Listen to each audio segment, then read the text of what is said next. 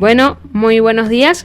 Bienvenidos a su programa Efecto Motivacional. Y en la producción del espacio y ante el micrófono, quien les habla, Mafe Leo. Bueno, damos comienzo a la hora de la motivación con el ala del conocimiento digital en tu cita semanal de todos los jueves, donde cada semana tendremos invitados de distintas carreras y profesiones para compartir sus experiencias y sabiduría. Aquí abordaremos temas que te motiven a perseguir tu propósito y a encontrar tu camino al éxito. Así que además estaremos conversando de un tema muy interesante, así que únete a nosotros a través de este viaje de aprendizaje, crecimiento personal y motivación. La mañana de hoy, en el episodio número 31 de la temporada 2, estaremos conversando junto a nuestro primer invitado, que es José Guarino. Muy buenos días, bienvenido José, ¿cómo estás? Hola, ¿cómo estás? La fuente del conocimiento, de la motivación. Te quitaste los lentes aunque estás en radio. Sí. Te ves muy bien con los lentes. Buenos días a todos los que nos sintonizan, nos escuchan.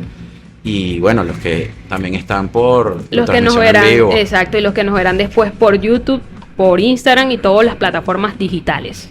Un mundo, ¿no? Las plataformas digitales hoy en día. Así es. Bueno, cuéntanos un poquito de ti, José. Me dijiste que te tuteara. Sí, claro. Bueno, cuéntanos un poquito de ti, de una corta biografía, para después entrarnos en lleno en este mundo apasionante de las finanzas y la economía. Yo creo que lo que mejor me define, y no es un cliché, es aprendiz diario. Yo creo que es lo que más me gusta para que me presenten o autodefinirme. Bueno, soy licenciado en Administración de Empresas, egresado de la Universidad Católica Andrés Bello, soy locutor, soy corredor público de títulos valores, soy asesor de inversión, soy corredor público de productos e insumos agrícolas, estudio Derecho, una maestría en Gerencia de Finanzas, una maestría en Gerencia de Mercadeo, y el tótem te está fastidiando. Pero todo eso, más allá de creo que son cosas que complementan tu síntesis curricular, creo que son cosas que te van llenando y que te van motivando, pero es algo de satisfacción personal. Pero creo que al final de la historia, lo que más me gusta de eso de aprendiz diario es comunicar y transmitir lo poco que sé, porque todos los días y cada vez que voy a una entrevista me llevo un libro nuevo. Y cada vez que puedo me compro un libro nuevo, tenga dinero o no tenga dinero, creo que es la mejor inversión para mí. Claro que sí. Y es donde nos damos cuenta que sabemos cada vez muy poco, y creo que eso es lo importante de transmitirlo. La humildad siempre es muy importante. Sí.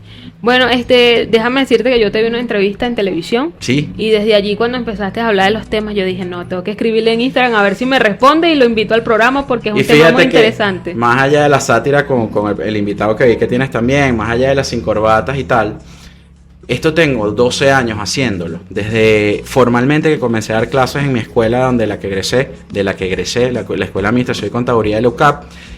Me vestía de flu como todos los corredores de bolsa hasta que encontré un tema para una conferencia que me encantó. Bienvenidos al mundo real de la bolsa. Y el sitio donde más impactó que la hice fue en mi propia aula magna, de la cual salí graduado en el 2007, 5 años después. Me desnudé en el aula magna, me quité los zapatos, me quité las yuntas, me quité la corbata. Ya va, señor, si tiene alguna pregunta. Bienvenido. Me quité las yuntas, me quité la corbata, me quité la correa, todo el código de vestimenta que tienen los corredores públicos de valores, y me puse unas medias súper escandalosas, más o menos como las que tengo hoy. Estas son anaranjadas con unos ojitos. Y me puse unos zapatos de goma. Y ahí le dije a la asistencia, que se quedó, empezando por el director de mi escuela en aquel momento: señores, bienvenidos al mundo real de la bolsa. Imagínate. Es la forma, creo, de mejor comunicar, porque cuando tú hablas de finanzas, todas las personas se quedan así como que, cuño, qué fastidio. Oye, pero qué intenso. Oye, pero qué difícil.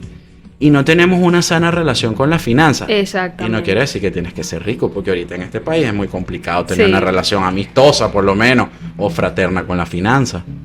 Claro que sí. Bueno, yo ahorita en Instagram estoy subiendo el episodio 19 que tuve en el mes de mayo. Estoy un poquito atrasada, con Miguel Rondón, de Finanzas con Miguel, y estuvimos hablando de un tema muy interesante también allí de la parte de la educación financiera, ¿no? Sí. Por eso es que quería retomar todo esto, porque me he dado cuenta, ¿no?, que en YouTube hay mucha gente apasionada por este tema.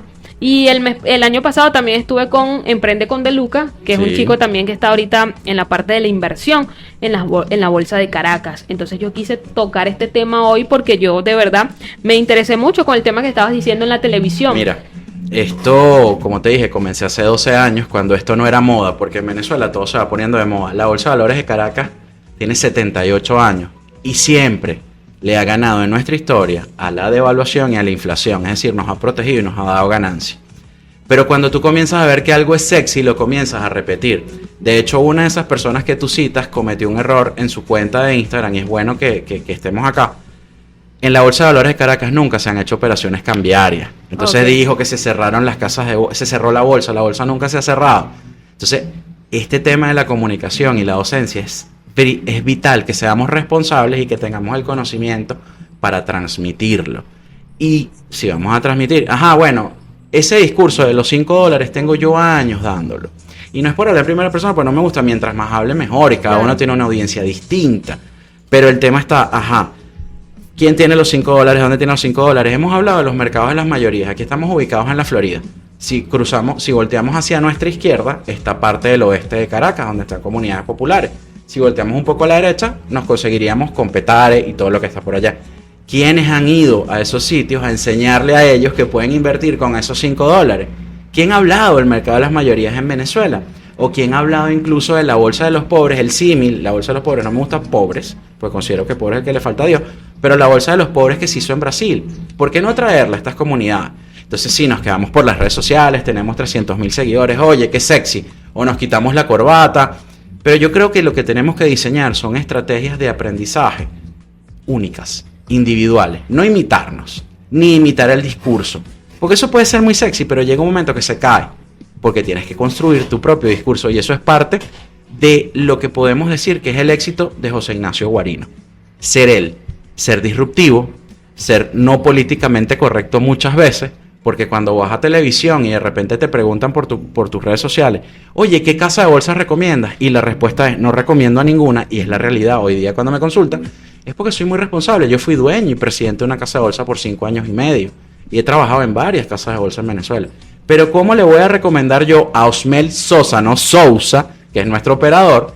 Mira, invierte en X o Y casa de bolsa si yo no estoy ahí. Entonces, si yo lo recomiendo y lo atienden mal, ¿qué pasa? Sí, entonces tenemos que ser muy responsables, consecuentes con el discurso y con la acción. Entonces, sí, cualquier venezolano con $5, con $3, con $2, con $10, con $1 millón puede invertir. Estudiante mayor de 18 años, médico, enfermera, policía, bombero, educador, cualquier ciudadano. No esa cosa del ciudadano de a pie, porque todos tenemos pie y todos caminamos. Eso es muy de politiquería barata. El ciudadano de a pie, no somos de a pie todos. Entonces, básicamente, y te estoy quitando tu espacio, parece que fuera mi programa, pero es que yo me encadeno. No, es que tiene que ser así, pero a mí me gusta que los invitados hablen. Para mí no me gusta hablar mucho. No, buenísimo. Entonces, eso forma parte de que nos sensibilicemos y hagamos de esto una experiencia vivencial. Ay, ¿qué hago con $5 y saco toda una animación en las redes sociales? No. O sea, vamos al fondo. ¿Qué estás haciendo tú para que tu chamo, cuando tenga 18 años, si tienes un chamo pequeño, tenga una educación universitaria de calidad en tu país? O si puede ser fuera, mejor.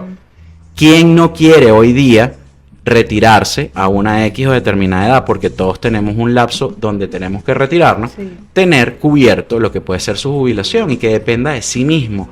Pero eso no nos lo explicaron nunca en la universidad. Exactamente, y eso es lo que me gusta a mí abordar, porque yo siento que, como tú dices, en las redes sociales hay muchas personas creando contenido, hay muchas personas que no tienen conocimientos, otras sí, porque no son todos, pero ninguno va más allá de eso, de lo que estás diciendo. O sea, la educación es muy importante y ninguno educa porque... Es la clave. Exactamente. La educación financiera. Lo que pasa es que quizás eso no suene sexy o no te trae muchos seguidores el decirle, mira, aquí hay un libro, léete este libro o cómpratelo. Porque estamos en la generación de la ansiedad, de la inmediatez, de que yo quiero que me den todo masticado y yo hacerlo. Como asesor de inversión me ha tocado muchas veces, y ahorita que no estoy de pleno en ejerciendo esta labor, mira, pero yo tengo tanto, dale, yo te lo doy y tú lo manejas. No, porque somos demasiado cómodos muchas veces. Entonces, si tú no lo vives, ejemplo, ¿qué acción me recomiendas de comprar? Porque yo he visto que en la bolsa de Caracas, y valga la cuña, la bolsa de valores de Caracas, hay 4 bolsas en Venezuela, para comenzar. La bolsa de valores de Caracas, la bolsa pública bicentenaria, la bolsa de valores agrícolas, productos e insumos agrícolas, y la bolsa de valores descentralizada de Venezuela. Cuando vamos a hablar del tema bursátil en Venezuela, tenemos que ser bien responsables y tenemos que ser bien pedagógicos y explicarlo. Me preocupa sobremanera que muchísimas personas en podcasts, en reels, en sus redes sociales, en lo que sea, confunden una bolsa con una casa de bolsa. La bolsa es el ejemplo más grande que existe de lo que es mercado secundario. y qué es el mercado secundario. Es donde Osmel y tú se encuentran, tú para comprar y él para vender. Unos títulos que ya fueron emitidos, que es el mercado primario, que también pasa por la bolsa. Pero el mejor ejemplo de lo que es la ley de oferta y demanda y de formación de precios es la bolsa, porque ahí nadie se mete para formar un precio, sino el que oferta y el que demanda. Entonces, por favor, nunca más confundan una casa de bolsa, que es un intermediario financiero, el que hace que tú puedas comprar y tú puedas vender, porque ustedes todavía no pueden ir a la bolsa directamente, con la bolsa. Aquí todavía no hemos sabido explicar que la bolsa no podemos entrar por el teléfono y hacer compras y ventas, porque en la ley no está. En la ley, en el decreto con rango, valor y fuerza de ley de mercado de valores. Esto hay que explicarlo. Y hasta que todos los ciudadanos venezolanos lo entendamos. En Estados Unidos, nosotros en Venezuela hablamos mucho del sueño americano. Y nos encanta Estados Unidos y es maravilloso. Es el primer país, la primera potencia del mundo hasta los momentos, económicamente hablando, etc. Pero allá invierte el 40% de su población. ¿Cuántos millones de personas hay en Estados Unidos? Sin importar que sea una enfermera, un médico, un policía, porque también aquí tenemos lo que nos muestran en las películas. El lobo de Wall Street y esas cosas sobre las finanzas, que son unos malandros, que son unos delincuentes, que me van a robar, que voy a perder la plata. Entonces llegan esto en las redes sociales. Es que en el 2010 cerraron las casas de bolsa por operaciones cambiarias. Eso no es así. O cerraron la bolsa, peor aún. Esas eran operaciones over the counter, OTC por su sigla. Over the counter es sobre el mostrador. Es decir, que no están reguladas. El mercado de valores nunca ha sido, será ni debe ser un mecanismo cambiario. Es un mecanismo para canalizar el ahorro a la inversión y la inversión productiva. Las empresas a nivel mundial no crecen con financiamiento bancario, crecen con financiamiento a través del mercado de valores, porque el financiamiento bancario es hasta un año. Mercado monetario, 360 días, que es lo que dura un año comercial. Mientras que el mercado de valores es más allá, es largo plazo. Y por eso las personas que les gustan tanto las redes sociales busquen fuentes de valor y vean, aquí hablan todavía de Warren Buffett, el señor ya está bastante mayor, yo no sé de quién van a hablar cuando él se muera, porque ya se murió su socio, Charlie Munger, este año, inicios de este año. Entonces, pero vamos a traernos a Warren Buffett a Venezuela, no sigamos comiéndonos el librito y solo nos quedamos con el librito, vamos a aplicarlo en Venezuela. Claro. ¿Qué ha pasado en Venezuela? ¿Cómo están las cosas en Venezuela? ¿Cómo se ha comportado la bolsa en Venezuela? ¿Qué títulos se ofrecen a través de la Bolsa de Valores de Caracas, que es la más antigua y la que ofrece títulos de renta variable, que son acciones? ¿Por qué es renta variable? Porque no sabemos cuándo, cómo y dónde van a decretar el dividendo, si es que lo decretan, si hay ganancia o no, o si se decide reinvertir el dividendo y no me lo pagan. Por eso hay empresas de crecimiento y de valor. Crecimiento es la que van tomando sus dividendos para ir creciendo, valga la redundancia, y las de valores son empresas bastante maduras. Pero entonces aquí tenemos un grave problema también. En las universidades no se habla de la Bolsa de Valores de Caracas y me comienzan a hablar desde el pregrado de lo que es la Bolsa de Estados Unidos, el índice Dow Jones, el Standard & Poor's y el Nasdaq. Y entonces allí yo ya creo una distorsión porque me quiero ir a invertir en la Bolsa de Valores de afuera y no conozco la Bolsa de Valores de Caracas. Exacto. Entonces, o la bolsa agrícola, que ofrece la bolsa agrícola para los agricultores, para los productores, que tampoco lo entienden todavía, muchos de ellos. O para qué está la bolsa descentralizada, que se creó en el 2020 con la tecnología blockchain, para que precisamente los usuarios o los inversores pudieran comprar y vender a través de una APP. O qué pasa con la Bolsa Pública de Valores Bicentenario, que pertenece al Estado y que lanzó también un nuevo sistema hace unos meses. La Bolsa de Valores de Caracas, estas personas han sabido explicar que es pública. ¿Qué me refiero con que es pública? ¿Que pertenece al Estado? No. Una empresa es pública cuando cotiza en la bolsa y la misma Bolsa de Valores de Caracas cotiza a sí misma. Es decir, Osmel, tú, yo, podemos comprar una acción en la Bolsa de Valores, de la Bolsa de Valores de Caracas. Yo tengo.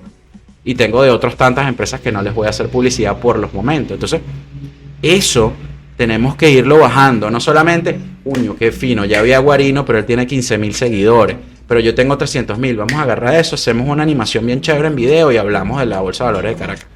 No, hay que ser responsable con base en la formación financiera. Entonces, creo que eso es bien importante, es el pilar. Claro que sí. ¿Cuáles serían esas herramientas, no?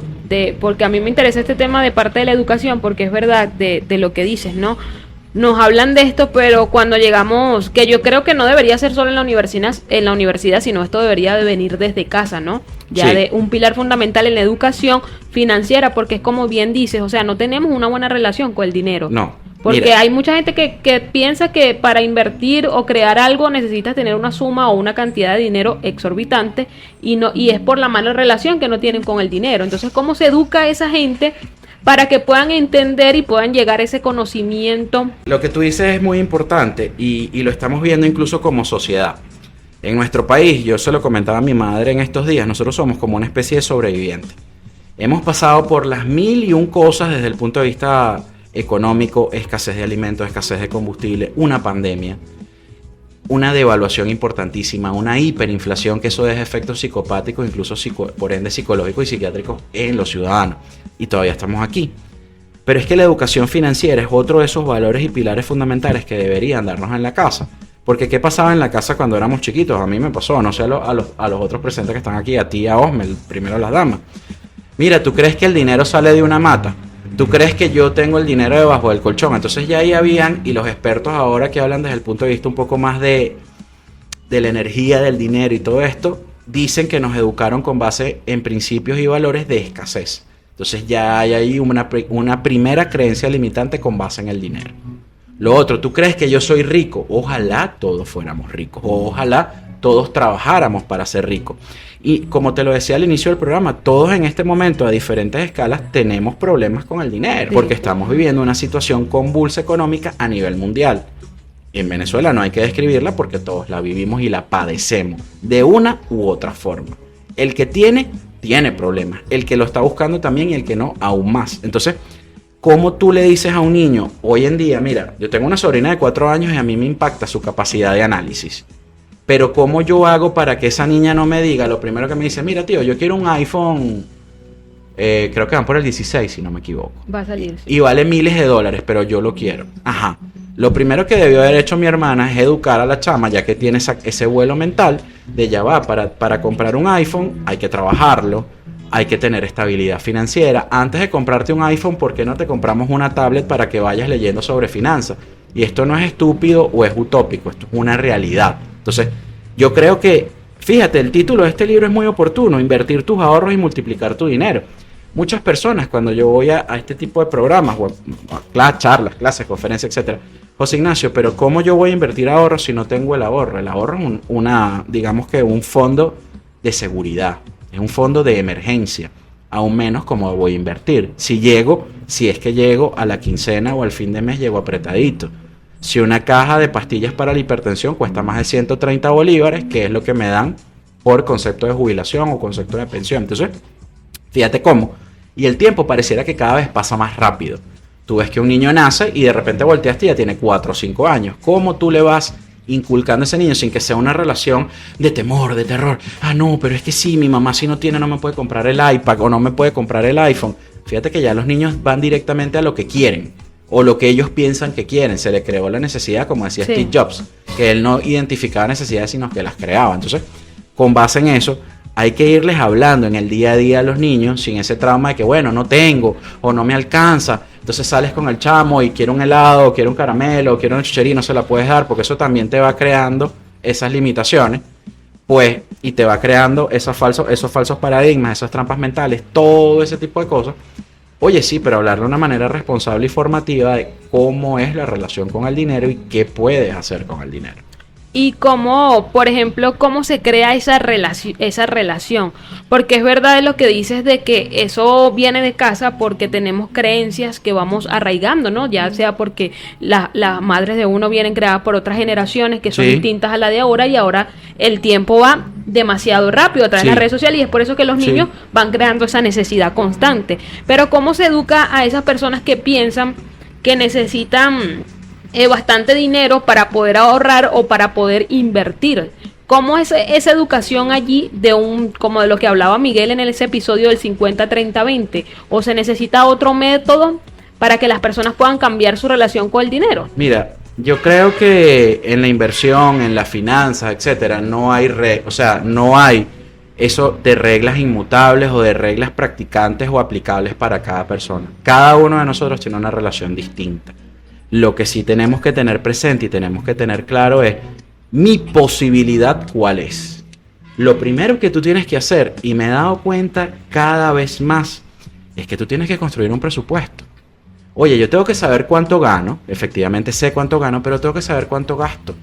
Si yo no lo anoto, si yo no lo visualizo, bien sea en mi celular, bien sea en una hoja de Excel, bien sea en un rotafolio, en donde sea, yo no me doy cuenta qué estoy haciendo y vienen lo que son los gastos hormiga o lo que puede ser en algún momento un despilfarro, porque también hay que tener claro, dentro de ese presupuesto incluso, tú puedes tener una partida, puedes crear una partida de ocio, de entretenimiento, porque es súper necesario.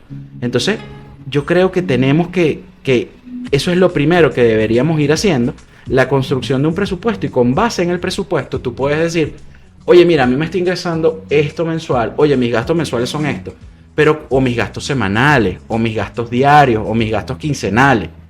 Eso es importante. Y con base en eso tú comienzas a ver cómo vas ajustando. Oye, quizás un gasto en el que estoy incurriendo semanalmente, yo lo puedo hacer pero mensual y puede ser más económico. Tengo un ahorro. Y ese ahorro, ¿cómo lo reconduzco? Es un tema, es como un Lego. Así. Los niños aprenden jugando. Exacto. Nosotros también tenemos que hacerlo. Se aprende haciendo, se aprende practicando, se aprende equivocándose. Entonces, ese tema es bastante importante. Sí, también es un tema muy interesante de lo que estamos hablando, que estoy subiendo ahorita en el video, de los impuestos. Hay un tema muy interesante con el pago de impuestos, y no solo acá en Venezuela, ¿no? Eso es a nivel mundial, porque hay países con paraísos fiscales. Pero ¿qué pasa en un país como Venezuela cuando no se sabe cuál es su fuente de ingresos? Porque acá hay un tema que somos un país rentista, ¿no? De petróleo. Sí. ¿Qué pasa con ese tema de los impuestos en Venezuela? Mira, el tema de los impuestos en Venezuela es bastante interesante porque tenemos una cantidad de impuestos y lo que se conoce también con parafiscales. Uh-huh. Entonces tenemos una ley incluso de armonización tributaria y siempre escuchamos que de repente los municipios quieren cobrar mucho más que lo que cobra la Administración Tributaria Nacional. Y entonces es difícil realizar una planificación fiscal, por ende también es muy difícil construir una planificación financiera. Disculpa, es que tengo varias llamadas y varias cositas aquí. La gente no entiende que uno no solo está para atender el teléfono. Entonces, regresando a esto, es bien complicado, pero eso ya va más hacia las empresas, la planificación fiscal y la planificación financiera. Pero yo te hago una pregunta. Si tú eres un empresario y tus finanzas no son sólidas y tus finanzas no están consolidadas como individuo, ¿cómo vas a manejar tú las finanzas de la empresa? Porque la principal y la primera entidad eres tú como persona. Entonces, ¿cómo manejas tú tus finanzas? Mira, yo construyo un presupuesto diario. ¿A qué me refiero con esto? Lo que gasto diario, lo voy anotando. Y en lo que va de año he gastado en mis fondos propios $4,000. Es decir, he producido, pero he gastado más de lo que he producido. Pero cuando voy a los gastos veo, hay gastos de seguro, hay gastos imprevistos del vehículo, que no los puedes eliminar, porque, bueno, por supuesto en Venezuela solo el 5% de la población estamos asegurados. El 5% de 30 millones o 34 millones ya sabemos cuánto es. Y no es una póliza multimillonaria, es una cobertura de $200,000, pero cuando tú ves que las coberturas, que cualquier siniestro es bastante importante y cómo está la salud pública, comienzas a pensar en ese tema. Entonces, el vehículo es mi medio de transporte con el cual si yo no me transporto no me puedo ganar la vida, o ya me acostumbré quizás a estar nada más en el transporte, en mi carro, y el transporte privado, el transporte público quizás es un poquito difícil en Venezuela, pero en el peor de los casos, bueno, tendré que usar el transporte público como lo hace la mayoría de la población. Pero entonces esas son las cosas que uno tiene que comenzar a ver. Oye, ¿cuánto gasto en alimentación? ¿Cuánto gasto en servicio? Todo eso es muy importante. Mira, cualquier libro de finanzas personales, ahorita que hay tantos cursos, formaciones y personas conversando, si va, gracias, nos llegó el café. Claro que sí. Tantas personas hablándote de finanzas personales. Bueno, hay que hablar de las finanzas personales como algo descarnado. Gracias, Osmel. Gracias, Osmel. Como algo natural, como algo propio de la vida. Porque ¿sabes qué pasa? Que muchas veces vemos las finanzas como algo lejano o como algo ajeno. Exacto. Y resulta que en todo lo que nosotros hacemos en el día a día hay finanzas. Y en todo hay economía. Sí, hacía esa pregunta por eso, porque hablaba de los impuestos, porque este programa es bien dedicado a emprendedores, ¿no? Sí. Y entonces uno dice, oye, si uno quiere ser emprendedor, hay que saber, como usted dice, ¿no? Tener primero uno bien claro lo que quiere para después dirigirse o administrar el negocio que necesita. Por supuesto. Entonces, cómo pretende formalizar, ¿no?, el país a los emprendedores. Si hablamos con Miguel, y es muy interesante esto, y quiero ver si usted puede tocar ese punto de que hay gente todavía que no quiere pasar, ¿no?, o no quiere cambiar ese switch del emprendedor al empresario, ya sea porque tiene mucha cantidad de impuestos que pagar o porque no ha conseguido la manera necesaria de formalizar bien su estructura de negocio para poder pagar todos los gastos que se da, pues, de un emprendimiento o una empresa. O sea, hay que replantearse. Mira, aquí me está pasando algo precisamente con un proveedor, porque yo estoy presidiendo en este momento de manera muy ingrata la junta de condominio de mi edificio. Y eso es lo que ves con muchos emprendedores. Primero, todos queremos brindar un servicio, para vender somos muy buenos, pero cuando vamos al ámbito de formalizarnos somos muy malos. Incluso cuando damos atención al cliente somos pésimos.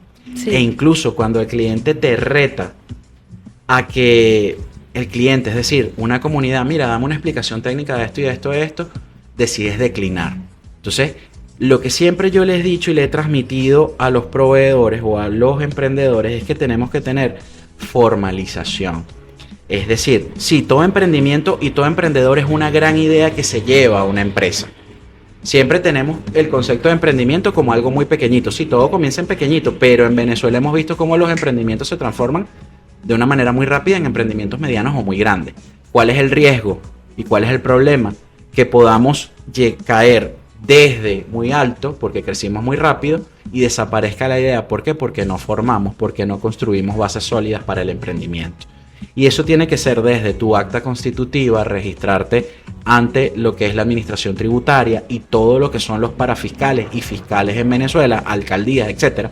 Todo lo que tenga que hacer para funcionar de manera correcta y no caer también en esos vicios muchas veces de que como no estoy constituido, entonces, como dicen en Venezuela, tengo que irme por la zurda y habilitar, vamos a llamarlo así. Entonces, la formalización, la profesionalización, el emprendedor tiene que ir creciendo de la mano de lo que crece su emprendimiento. Eso es una clave. Entonces, claro, tienes que saber de finanzas, tienes que saber de contabilidad, tienes que saber de ventas, tienes que conocer perfectamente tu propósito de negocios. Si tú no conoces tu propósito de negocio, estás liquidado. ¿Y cuál es tu propósito, por ende, como organización? Que tus principios, valores, objetivos, misión, eso que vemos en todas las paredes de todas las organizaciones o los ascensores de las organizaciones, no solo esté allí, sino que desde el emprendedor hasta sus compañeros o servidores estén familiarizados con eso y no sea solo una letra muerta. Y que tú entonces no le estés escribiendo posteriormente a esas personas que le prestaste servicio con un dedo acusador para poder cobrarle, pero es que tú dejaste de prestarle el servicio porque no estuviste en la capacidad de respuesta a su demanda. Fíjate qué interesante. Y detrás de esto tiene que haber una estructura empresarial. Sí. Google, Amazon, Yahoo no crecieron de la nada. Ridery no está creciendo en Venezuela de la nada, sino que las personas que idearon este concepto entendieron que tenían que crecer de la mano de lo que crecía su negocio. Así es. Bueno, estamos en vivo ya, hablando acá con el invitado de hoy, administrador, también especialista en mercado y publicidad, finanzas. Tiene un currículo muy amplio y muchos conocimientos, que es lo que nos gusta acá con las profesiones y la ocupación. Porque acá hay un tema, ¿no?, que a veces los invitados, para efecto motivacional, tienen una profesión pero se ocupan en otra. Mucho, pasa muchísimo, Mafe. Mire, por cierto, los oyentes de este programa está genial. A los dueños de la radio, a los directivos, deberían darle una hora adicional porque no alcanza.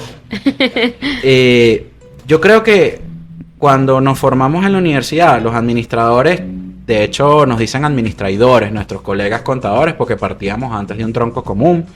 Los economistas nos dicen que tenemos 1 centímetro de profundidad sobre los conocimientos, los ingenieros industriales, en fin.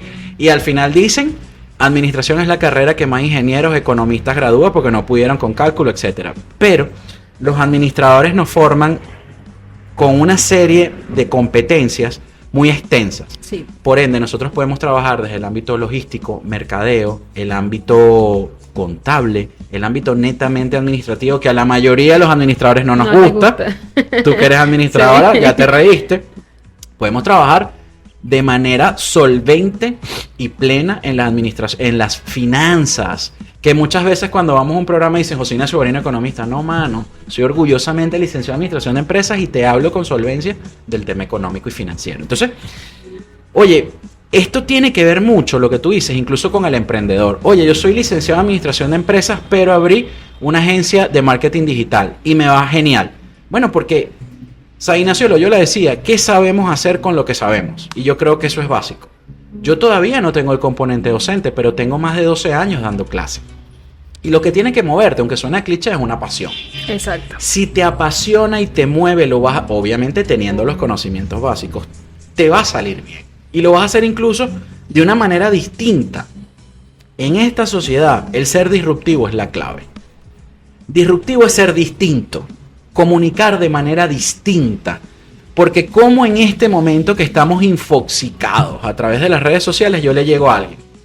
Estos días yo estaba en Televen, en Vitrina, valga la cuña, quien quiero mucho, ese programa, sí. Su producción a sus anclas, son demasiado chévere. Y yo admití que no me sé llevar bien y te iba a pedir incluso ayuda con TikTok. No me hallo, me mareo. Cuando entro en TikTok literalmente me mareo. Porque empiezan a salir videos. Sí. Y yo, Dios mío, ¿qué es esto? Obviamente hay un algoritmo, hay una serie de cosas. Lo último que viste es lo primero que te va a salir. Pero yo me mareo, Osmel, no sé tú.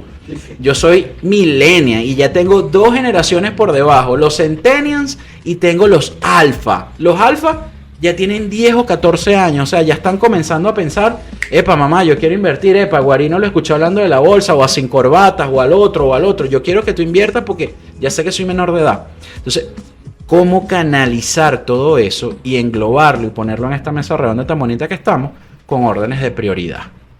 Oye, si la administración me sirve para esto y yo soy un emprendedor en el área de servicios o servicios financieros, en Venezuela el área de servicios financieros está todo por hacer. Cuando tú ves que en cualquier país del mundo, digamos desarrollado, nosotros estamos en vías de desarrollo, las personas ya pueden comprar y vender una acción por su teléfono.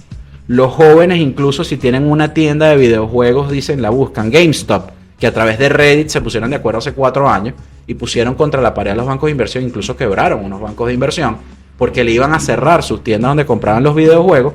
Tú dices, caramba, aquí la cosa está interesante. ¿Cuándo va a llegar eso en Venezuela? ¿Cuántos usuarios de teléfonos inteligentes y con acceso a internet tenemos en Venezuela? Es una gran pregunta. Sí. Y ahora que hay que si la misión Venezuela joven, Venezuela bella, Venezuela mujer, Venezuela la abuela. Entonces, ¿cómo agarrar todo eso y englobarlo y generarle valor a la sociedad? Porque creo que lo que tú estás haciendo, Maffer, es clave. Y lo que te acompaña Osmel y la radio, generar valor a la sociedad. Estos programas dejan. Esto es uno de los hashtags que yo siempre utilizaba, que ya creo que eso está, ya te dicen que no coloques stories, que no coloques hashtag, tú eres la experta. Informando, formando, o formando, informando. Entonces, en este momento también tenemos algunas limitaciones. A los chamos no les gusta leer, tener papel así, no les gusta. Ellos lo que quieren es como lo dije. Audiolibro. Exacto, si acaso, y si no que ya tú le digas. Cuando eres profesor o eres docente, a mí me gusta decir es facilitador porque docente y profesor son los que escriben libros y a mí me falta mucho. Tú tienes que lidiar con eso de que no les gusta leer, entonces tienes que darle el material, pero entonces puedes caer en la categorización de que eres muy intenso. Entonces, ¿cómo haces para llegar? Es un reto. O cómo tú haces para que esa madre que está en el hogar o ese padre que está trabajando, bien sea que maneje un taxi, bien sea que maneje un carrito propuesto, bien sea un médico, tú en 3 minutos o menos le caigas encima. O sea, que lo enganches. Oye, tienes que invertir, pero ¿cuánto puedo invertir? Vale, me dijeron $3, $5, que aunque sea con ese monto, con ese número tú lo enganches. Y él se vaya pensando y le quede aquí como es la corteza prefrontal, donde tenemos las funciones ejecutivas. Hay que entender muy bien en este momento la neuroquímica y la neurociencia. Cómo funciona nuestro cerebro. Y es por eso que empresas tan exitosas como Apple cada vez están mejor. Porque descubrieron con X o Y estímulo cómo se mueve tu cerebro. Sí. Hay un libro que yo he llevado a varias entrevistas, se llama Compradicción, es la traducción al español, en inglés Biology. Su carátula es amarilla y sale un cerebro en negro. Y ahí sale cómo el cerebro se prende en distintas áreas, con los estímulos, por supuesto. Se enciende en cada área del cerebro para tomar decisiones con base en la compra. Y por eso podemos ver, tú eres dama, yo no sé si te pasa, pero tienes muchos zapatos. Yo soy caballero y me gusta tener relojes, me gusta tener gorras y me gusta tener libros. O computadores, monitores en mi casa o en mi oficina. Entonces, pero eso tiene un porqué. Sí. Y tiene un para qué. Entonces, concatenándolo con el tema educativo, con el tema de la formación, con el tema del emprendimiento, caemos en una zona común que es como el código QR que está aquí en el medio de la mesa. La formación financiera. Tener claro incluso cuáles fueron esos valores, creencias limitantes que me dieron en mi casa. Cuáles fueron y cuáles son esos principios limitantes que hoy día tengo ya como individuo. Y se nos acabó el tiempo. Osmel está que sacó una tijera como de cortar grama para decir se acabó el programa y nos quedamos cortos, Mafe. Sí, pero eso es interesante porque en ese tema nos podemos quedar para grabar otro episodio netamente para YouTube. Así que danos tus redes sociales para las personas que quieran o estén allí ya impacientes por saber la información. Mira, de cómo invertir. Mis redes sociales, @José Ignacio Guarino Martínez es mi Instagram, donde soy completamente activo. No sé, me despegué de Ex hace mucho tiempo. Es muy polémico. Sí, y habían como peleas callejeras, me decían, ¿cómo tú hablas eso de la bolsa y tal? Y entonces yo respondía y me encendía. Entonces, ya hace unos 4 años, cuando empezó la pandemia, me infoxiqué de tal forma que lo dejé. Ahora estoy muy activo por Instagram y tú me vas a ayudar a que lo esté por TikTok. ¿Por qué? Por favor, quienes me sigan me pueden escribir. Yo les respondo con todo el cariño del mundo cuando puedo. No se pongan bravos y me digan vulgaridades o groserías porque no les respondo. O que no soy consecuente con mi discurso y mi acción. Lo que sí estoy pensando de una manera bastante detenida es relanzar mi instituto de formación en el tema de finanzas personales y mercado de valores en Venezuela, para venezolanos, por venezolanos, y también vincularlo con lo que es el marketing financiero, que aquí no existe. Exacto. El neurobursátil, la neuroeconomía. Ahí podemos hacer algo. Sí. Entonces, a través de las redes sociales, no les quito más tiempo, aunque deberían darnos una ñapa, pero Osmel, es tuyo el programa. Bueno, gracias a todas las personas que estuvieron sintonizadas a través de usradio.com.be y a las personas que nos van a ver en diferido, ya sea por YouTube o todas las plataformas de podcast. Ya saben que estamos en todas las plataformas como @Efecto Motivacional.